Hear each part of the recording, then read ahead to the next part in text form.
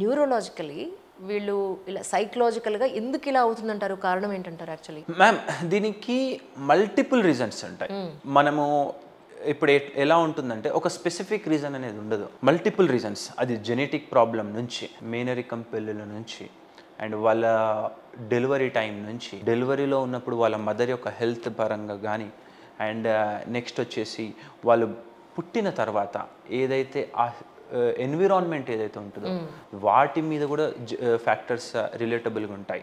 And అదేవిధంగా major changes, major psychiatric disorders like schizophrenia, bipolar disorder, ఈ రెండు మేజర్గా 18 to 23 ఇయర్స్లో వచ్చే అవకాశం ఎక్కువ ఉంటుంది. Is it? ఎస్.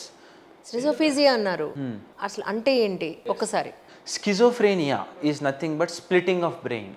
అంటే మన బ్రెయిన్ ఒక దగ్గర ఉన్నప్పుడు ఎలా అయితే ప్రాపర్గా వర్క్ చేస్తుందో, స్కిజోఫ్రేనియాలో బ్రెయిన్ ఒక్కొక్క పార్ట్గా డివైడ్ చేసి అక్కడ పడేసి ఇక్కడ పడేస్తే ఆ బ్రెయిన్ ఫంక్షన్ అది, ఈ బ్రెయిన్ ఫంక్షన్ ఇది. సో ఒక నార్మల్ మనిషి ఎలా అయితే బిహేవ్ చేస్తాడో వాళ్ళు అలా బిహేవ్ చేయరు. ఫర్ ఎగ్జాంపుల్ వాడు ఎలా బిహేవ్ చేస్తారు? ఫర్ ఎగ్జాంపుల్ వాళ్ళలో వాళ్ళు మాట్లాడుకోవడం, వాళ్ళలో వాళ్ళు నవ్వుకోవడం, అనుమానాలు పడడం, ఆ అనుమానంతో వాళ్ళకి ఏమో అవుతుందని చెప్పేసి ఇంట్లో నుంచి బయటికి వెళ్ళకపోవడం, ఇంట్లోనే ఉండడం, నెలల తరబడి